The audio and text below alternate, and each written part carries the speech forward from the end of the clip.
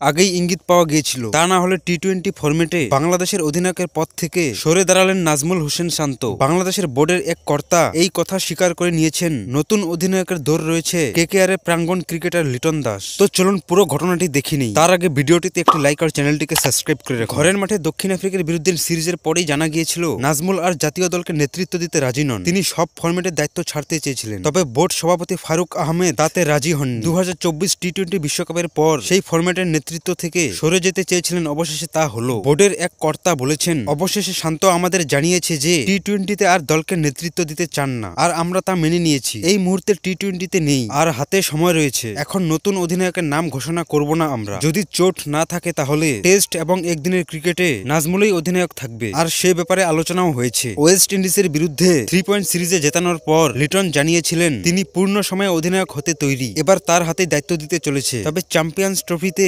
বাংলাদেশের অধিনায়ক থাকবেন নাজমুলই।